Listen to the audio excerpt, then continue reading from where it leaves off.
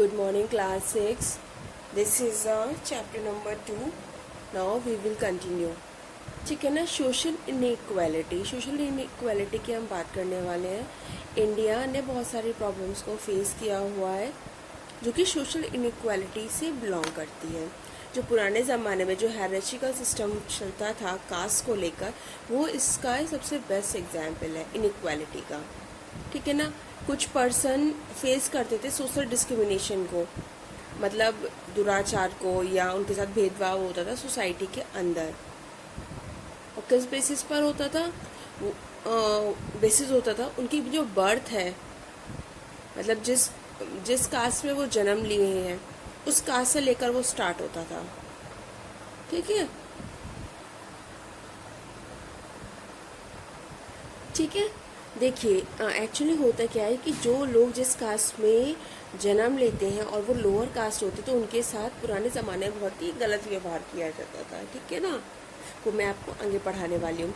और एक हायरार्चिकल सिस्टम होता था. हायरार्चिकल सिस्टम का मतलब ये है कि अगर कोई लड़का रिक्शा चलाने वाले के घर में पैदा हुआ है तो वो पूरी ज़िंदगी रिक्शा ही चलाएगा. वो पढ़ नहीं सकता, वो IAS नहीं बन सकता. लेकिन आजकल के ज़माने में तो ऐसा बिल्कुल भी नहीं है. ठीक है ना. तो ये हमारे पुराने ज़माने में होता था. जैसे कोई बर्तन बनाने वाले के यहाँ पैदा हुआ है तो वो बर्तन ही बनाएगा. जैसे कोई जूते ठीक करने के यहाँ पैदा हुआ है तो वो ज़िंदगी भर जूते ही ठीक करेगा. ठीक है ना. लेकिन इस टाइम तो ऐसा नहीं है, आप सब लोग को मालूम है.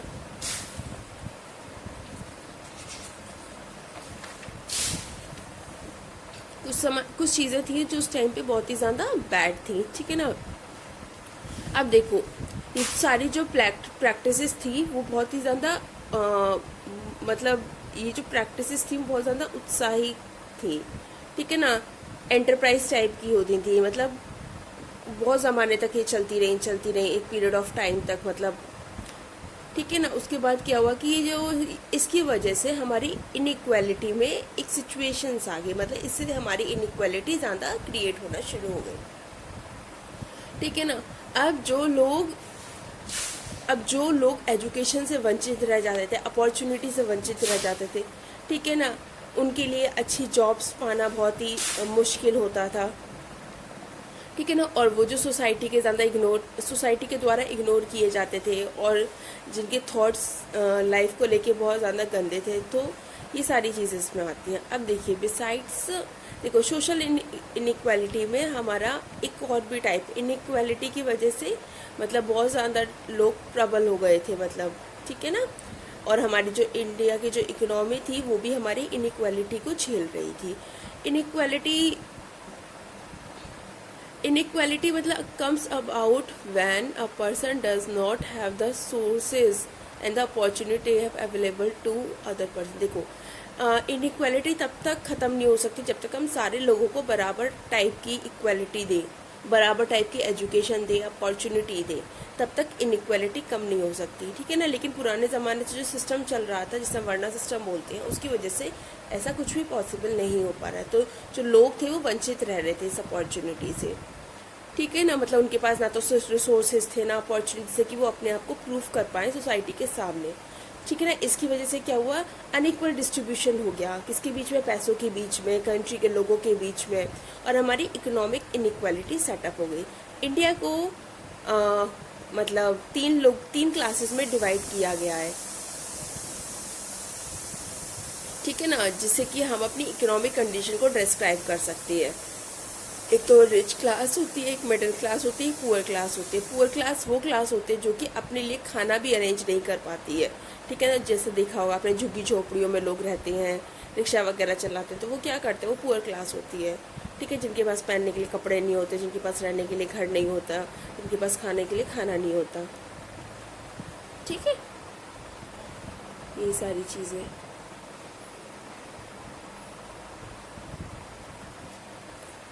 अब उसकी बात की डिस्क्रिमिनेशन एंड इनइक्वालिटी. ये डायग्राम आप लोग देख रहे हैं. ठीक है ना. अब देखिए, डिस्क्रिमिनेशन एंड इनइक्वालिटी की बात करते हैं, मतलब कहाँ कहाँ पर भेदभाव हुआ और कहाँ कहाँ पर इनइक्वालिटी हुई है. ठीक है ना. देखिए, prejudice and the stereotypes lead discrimination and the denial of equal opportunity to the people. देखो, प्रेजुडाइज और स्टेटोटाइप्स ने काफ़ी ज़्यादा लीड किया डिस्क्रिमिनेशन को और डिनाइल को, जिसकी वजह से इक्वल अपॉर्चुनिटी हो पाई लोगों के अंदर। डिस्क्रिमिनेशन का मतलब ये होता है कि डिफरेंट डिफरेंट जो लोग हैं उनको उनकी कास्ट पर, उनके रेस पर, उनके जेंडर पर, उनके रिलीजन पर, उनकी इकोनॉमिक बैकग्राउंड पर लोगों को जस्टिफाई किया जाए। ठीक है ना, आई थिंक जो कि बहुत ही गलत है। ठीक है ना, आप सबको पता है इस चीज़ का। अब देखिए, अब इस चीज़ के मतलब उन्हें इग्नोर किया जाए, उन्हें स्किल्स नहीं दिए जाए, उन्हें क्वालिफिकेशन प्रोवाइड नहीं कराई जाए। ठीक है, इसकी वजह से क्या होगा, इसकी वजह से हम बहुत ज़्यादा पीछे चले जाएंगे, एक अच्छी चीज़ें हमारी सोसाइटी के अंदर क्रिएट नहीं हो पाएंगी। ठीक है ना, जो लोग हैं वो लाइफ में सक्सेसफुल होने की बजाय फेल होगा, लोगों की डिग्निटी, रेस्पेक्ट सब चला जाएगा। डिस्क्रिमिनेशन की वजह से, डिस्क्रिमिनेशन होने की वजह से रिलीजन, रेस, कास्ट, जेंडर, इन सब में क्या होगा, लोगों का भेदभाव होगा। ठीक है, अब डिस्क्रिमिनेशन एंड द कास्टिज्म, देखिए discrimination and the caste system की बात करते हैं। देखिए पुराने ज़माने में जो हमारा समाज था बहुत ही इविल था, मतलब बेकार था, मतलब एक बोलना जी जो सिस्टम था वो बहुत ही गंदा वाला सिस्टम था।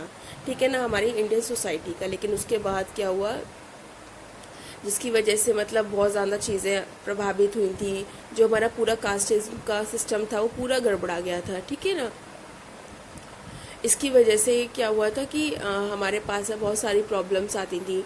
ठीक है ना, और लोग एक दूसरे की सोसाइटी से या एक दूसरे के लोगों के मन से खेल लिया करते थे। ठीक है ना, अब हम कास्टिज्म के बारे में आगे और भी पढ़ रहे हैं। ठीक है,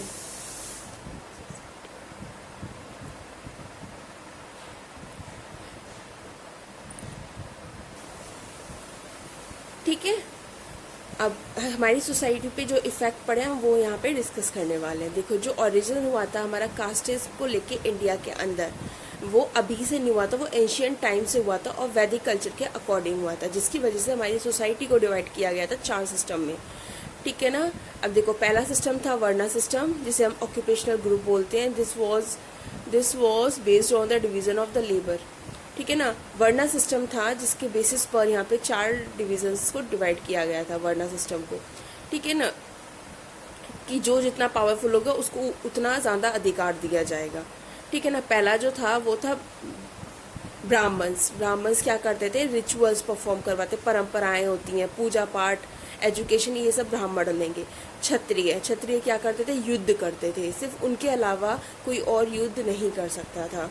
ठीक है ना, वैश्य क्या करते थे, बिजनेस करते थे, खेती करते थे। और शूद्र बहुत ही सबसे लोअर कास्ट होती थी, जिसे लोग सबसे ज़्यादा मतलब परेशान करते थे, लोग जिनको सबसे ज़्यादा मतलब सारा काम करवाते थे, उनकी बहुत कंडीशंस ख़राब थी। सबसे गई गुजरी जो कंडीशन थी वो थी शूद्र की। ठीक है ना, इन चारों बेसिस पर हमारे वर्ण सिस्टम को डिवाइड कर दिया गया। ठीक है, अब देखिए पुराने टाइम में जो कास्टिज्म था वो बहुत ज़्यादा कठोर था, हेरिडिटी था। ठीक है ना, जो कि हमारे लिए एक इविल था, राक्षस की तरह था। ठीक है ना, उसकी वजह से क्या हुआ, जो यहाँ पे पर्सन थे मतलब वो अपना मतलब लाइफ अच्छा नहीं कर पाते थे, उनको अच्छी अपॉर्चुनिटीज़ नहीं मिलती थी, वो सक्षम होते हुए भी अपने आप को प्रूफ नहीं कर पाते क्योंकि उनको सोसाइटी अलाउ नहीं करती थी।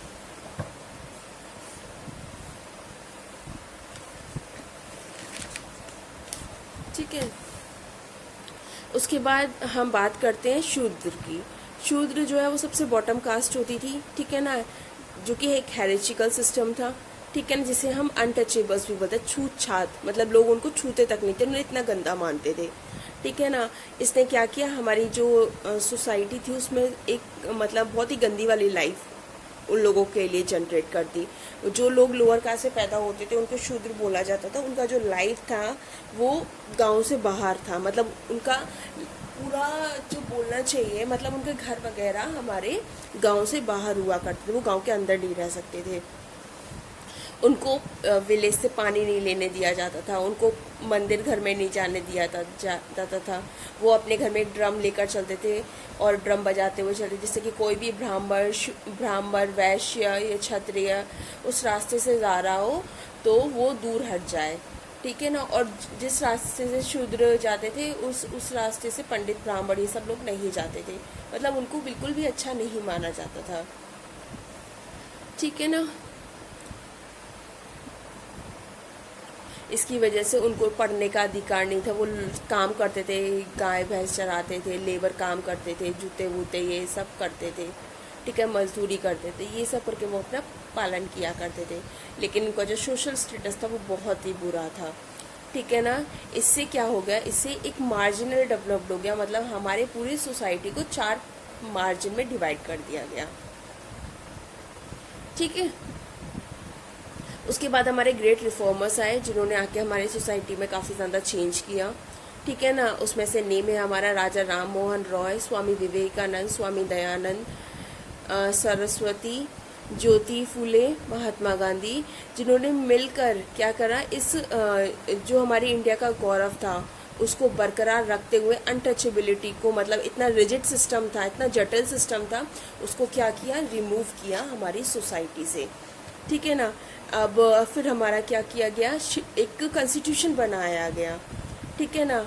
कॉन्स्टिट्यूशन बनाया गया जो कि दलित के ऊपर बेस था, ओबीसी के ऊपर बेस था, ठीक है ना। उसके बाद ये जो लोअर कास्ट थे उनका जो सोशल स्टेटस था वो धीरे धीरे हमारा इम्प्रूव होना शुरू हो गया। अब देखिए अनटचेबिलिटी, अनटचेबिलिटी क्या है, एक तरह से एक कर्स था, एक श्राप था। इंडिपेंडेंस होने के बाद जो हमारी गवर्नमेंट थी वो कमिटेड होना चाहती थी, अपलिफ्टमेंट मतलब ऊंची उठना चाहती थी, ठीक है ना। जब ऊंची उठना चाहती थी, जो अनटचेबल था वो यहाँ पे ख़त्म हो जाना चाहिए था, ठीक है ना। लेकिन अनटचेबल के जो फाउंडर थे वो हमारे थे डॉक्टर BR अम्बेडकर, जिन्होंने हमारा पूरा कॉन्स्टिट्यूशन लिखा और सारे लोगों को एक इक्वालिटी का पाठ पढ़ाया और इक्वालिटी दिलवाया, ठीक है ना। जो डॉक्टर BR अम्बेडकर थे वो चेयरमैन थे हमारे कॉन्स्टिट्यूशन असेंबली की, जो कि फ्रेम की गई थी उस टाइम पर, ठीक है ना। और इनके साथ 10-15 लोग और भी थे जिन्होंने सबने मिलकर हमारा कॉन्स्टिट्यूशन को फॉर्म किया गया।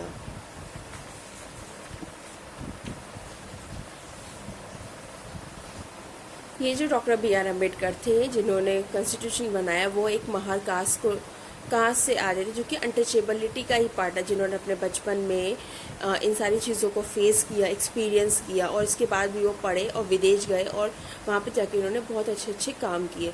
इनकी पूरी लाइफ ही अनटचेबल को लेके बहुत ही बेकार रही, इन्होंने फेस करी हर चीज़ को, तब जाके इन्होंने कोशिश किया कि जैसे मैंने इस लाइफ को जिया ऐसे आगे कोई भी ना जिए।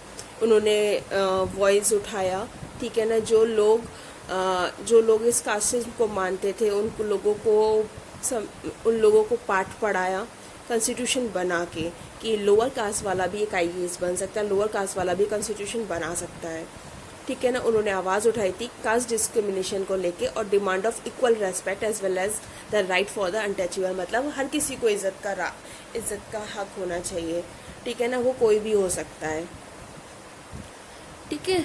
अब जो डॉक्टर BR अम्बेडकर थे वो लड़े थे अनटचेबल्स को लेके, महात्मा गांधी से तक लड़े थे, ठीक है ना।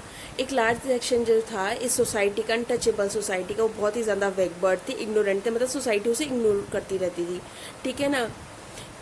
और जो लोअर कास्ट थे वो मतलब ज़्यादा एक्सप्लॉइटेड नहीं थे, मतलब फैले हुए भी नहीं थे, और उनकी जो वो मतलब ग्रुप्स में रहते थे, वो क्या करते थे, वो जो बंधुआ मजदूर टाइप के होते ना, उनकी लाइफ उस तरह की थी। मतलब अगर उनके पिता किसी आदमी ने अगर उधार लिया है और उसने उधार चुका नहीं पाया किसी लैंडलॉर्ड का, तो वो क्या करेंगे, फिर उसका बेटा, फिर उसका बेटा, फिर उसका बेटा, वो उधार चुकाता ही रहेगा, चुकाता रहेगा। तो इससे क्या होगा, जो पैसे हैं उस पर ब्याज बढ़ता रहेगा, तो ऐसे तो कोई भी नहीं चुका सकता, ठीक है ना। तो ये बद्दुआ मजदूर टाइप्स के लोग, जो अनटचेबल्स लोग ही होते थे, जो कि मतलब इनको लेबर का काम करने के लिए बाध्य किया जाता था,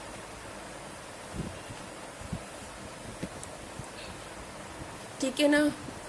उसके बाद जो ये बहुत ज़्यादा गरीब होते थे जिनको काम वगैरह मिल जाता था लैंडलॉर्ड से, उसी से वो अपना पूरा जीवन यापन करते रहते थे, और एक जनरेशन से दूसरी जगह पर जनरेशन तक ये विदाउट किसी मतलब गैपिंग के ये क्या होता था, ये आगे फॉरवर्ड होता रहता था,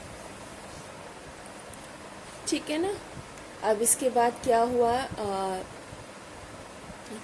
वही मैं जो सब कुछ आपको बचा, उनके फादर ने लिया तो वो उसका बेटा चुकाएगा, फिर उसके बेटा चुकाएगा, ऐसे करके इनका पूरा जीवन यापन होता रहता था, ठीक है ना।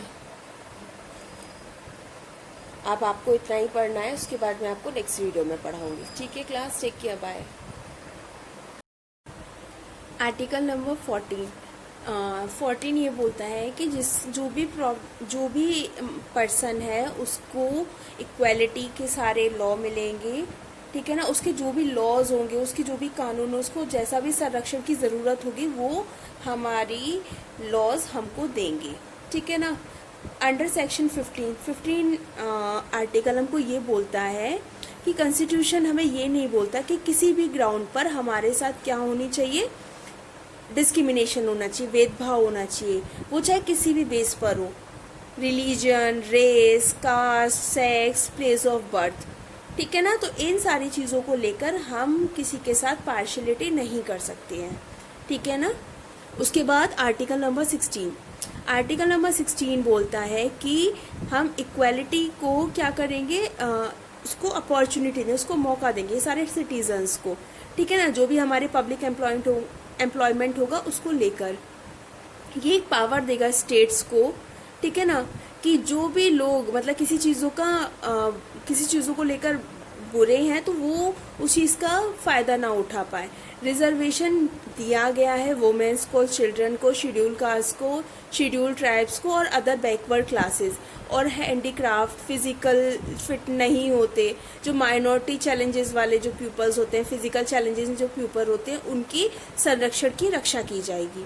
जो कॉन्स्टिट्यूशन है वो ये बोलता है कि जो भी ड्यूटीज़ होती हैं हमारी स्टेट के लिए, हमारे मतलब वीकर सेक्शन की बैकवर्ड सेक्शन हुआ, ठीक है ना, तो जहाँ पर भी उन्हें न्याय या जस्टिस नहीं मिला होगा वहाँ पर उनको दिया जाएगा, ठीक है ना। मतलब उन्हें प्रॉपर जॉब्स मिले, उन्हें प्रॉपर एजुकेशन मिले, वो पीछे ना रह जाएं, वो सारे लोगों की तरह आगे रहे, हमारी सोसाइटी में उनका प्रभुत्व हो। तो उनका ऐसा मतलब उनके लिए, उनके हित के लिए सोचकर गवर्नमेंट इनकी संरक्षण करती है, ठीक है ना। कुछ सीट्स रिजर्व करी गई हैं एससीज और एसटीज के लिए लेजिस्लेटिव में, विधानसभा में और एजुकेशन इंस्टीट्यूट, जिससे कि उन लोगों की सीट कोई और ना ले पाए, ठीक है ना। अब देखिए जो कास्टिज्म है वो हमारे इंडिया में बहुत ही मतलब बेकार चीज़ बताया गया है, ठीक है ना, क्योंकि कास्टिज्म जो है वो हमारे काफ़ी दिनों पहले का है, ठीक है ना। उससे कुछ हमारे एडवांटेज भी थे और कुछ हमारे डिसएडवांटेज भी थे, ठीक है ना। लेकिन अब इस चीज़ को हम कंटिन्यू नहीं करना चाहते हैं क्योंकि इसमें हमें कोई भी फ़ायदा नहीं दिखता है, ठीक है। अब देखो जो लोग इन सारी चीज़ों को प्रैक्टिस में लेते थे, मतलब पुराने ज़माने में जैसे शेड्यूल कास्ट के लोगों के साथ अनटचेबिलिटी वाला जो व्यवहार किया जाता था, that was not so good, वो सही नहीं था। उनको दलित बोला जाता था, उनको बहुत ही गलत तरीके से उनको बहुत ही कोसा जाता था, ये सारी चीज़ें बहुत ही गलत थी। उसके बाद 1993 में क्या हुआ, इंडियन पार्लियामेंट में एक लॉ बना, ठीक है ना, जो कि इंटरनेशनल प्रेशर की वजह से वो लॉ बना। फिर गवर्नमेंट ऑफ इंडिया ने क्या किया, एक सेपरेट वेलफेयर डिपार्टमेंट डेवलप्ड करा इंडिया में, ठीक है ना। जो मिनिस्ट्री हमारी सोशल जस्टिस की और एम्पावरमेंट की, वो रिस्पॉन्सिबल है, मतलब वो उसकी जिम्मेदारी है कि वो सारी चीज़ों को देखे। अब वो क्या देखे कि शेड्यूल कास्ट का, शेड्यूल ट्राइब्स का कहीं शोषण तो नहीं हो रहा, उनका सब अच्छा काम हो रहा है, वो लोग पढ़ रहे हैं, लिख रहे हैं, अपना सोसाइटी में प्रभुत्व बना रहे हैं या नहीं बना रहे हैं, उनको किसी हेल्प की ज़रूरत तो नहीं है, ये सारी चीज़ों को वो देखती है। गवर्नमेंट कुछ स्टेप्स भी लेती है, ठीक है ना। गवर्नमेंट कुछ स्टेप्स भी लेती है जैसे कि सारे लोगों को सारे उनके हक मिल पाए, ठीक है। अब उसके बाद लिटरेसी रेट जो है वो शेड्यूल कास्ट का अब धीरे धीरे राइज होने लगा है, लोग पढ़ने लग गए हैं, लोग जॉब्स पा रहे हैं, civil services, medical, engineering, law, teaching, इन सारी सेक्टर्स में क्या हो रहा है, वो प्रोफेशनल्स बन रहे हैं, ठीक है ना। कुछ बेनिफिट्स भी हैं लार्ज सेक्शंस ऑफ पीपल्स के लिए, ठीक है ना। अब उसके बाद क्या है कि मतलब हम किसी के साथ पार्शलिटी नहीं कर सकती हैं, ठीक है ना। जैसे कोई छोटी जात का है, बड़ी जात का है, तो बड़ी जात वाला छोटी जात को किसी भी जगह पे हैरिश नहीं कर सकता, परेशान नहीं कर सकता, लड़ाई नहीं कर सकता, मार नहीं सकता, ठीक है ना। इन सारी चीज़ों का गवर्नमेंट हमारा रक्षण करती है, ठीक है ना। अब ठीक है, कोई भी जगह हो सकती है, वो कम्युनिटीज़ हो सकती हैं, होम्स हो सकते हैं, स्कूल हो सकते हैं, प्लेस ऑफ वर्क हो, कुछ भी हो सकता है, ठीक है ना। आर्टिकल 17 की बात करते हैं।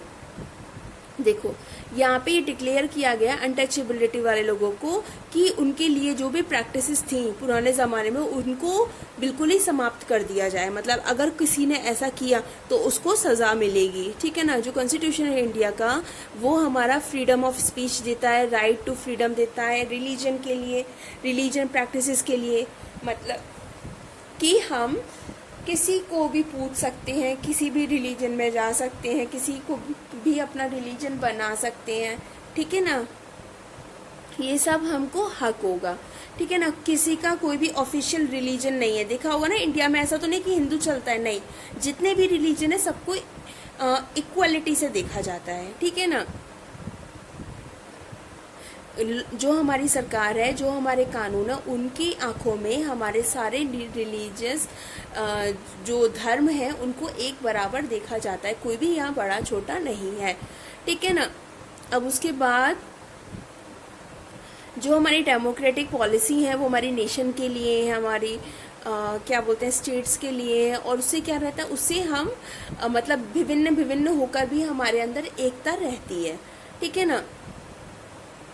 उसके बाद जैसे आज हम देख रहे हैं कि बहुत सारे बैरियर्स लग गए हैं, मतलब एक रुकावट आ गई, जैसे रिलीजन को लेकर, कास्ट को लेकर। लोग बोलते हैं ना आप कौन सी कास्ट को, तो ये चीज़ें मतलब लोगों को कंबाइन नहीं होने देती है, ठीक है। इससे क्या होता है कि इससे ये होता है कि जो हमारी मतलब एक स्ट्रेंथ होती है ना। जैसे कोई मेरा फ्रेंड है, भले वो किसी भी कास्ट का, लेकिन वो मेरा फ्रेंड है ना। लेकिन जहाँ कास्टिज्म आ जाए या किसी कोई और चीज़ है तो उससे लोगों के अंदर एक अच्छे गुड वेलफेयर, अच्छे हैबिट्स या अच्छा नेचर, मैनर्स, इनके बीच में एक रुकावट आ जाती है, ठीक है ना। क्योंकि कास्टिज्म हुआ, रिलीजन हुआ, ये क्या करते हैं, ये हमारे एक यूनिटी को खंडित करते हैं, ठीक है ना। अब जैसे इंटर कास्ट मैरिजेस हो गए, उसको भी सोसाइटी कभी अच्छे से नहीं देखती। इंटर रिलीजन मैरिजेस हो गई, मतलब किसी हिंदू ने मुस्लिम, तो देखा होगा आज भी लोग उन लोगों को अच्छे नज़रिए से नहीं देखते, सोसाइटी से अलग कर देते हैं, ठीक है ना। लेकिन फिर भी पहले ये सब कुछ पहले भी होता था, कुछ अब भी होता है, लेकिन कुछ चेंज भी हुआ है। अब पेरेंट्स अपने बच्चों को लव मैरिजेस करने देते हैं, अदर कास्ट की रिलीजन की लड़कियों को एक्सेप्ट कर लेते हैं, ठीक है ना। लेकिन ये है अभी, लेकिन इतना ज़्यादा नहीं है, 100% नहीं बोल सकते, हम इसे 50% बोल सकते हैं, ठीक है ना। तो उससे क्या है कि लोग आजकल समझने लगे हैं दूसरे लोगों का रेस्पेक्ट, दूसरे लोगों का रिलीजन प्रैक्टिसेस, तो उनको क्या करते हैं, एक अच्छे तरीके से देखते हैं, ठीक है।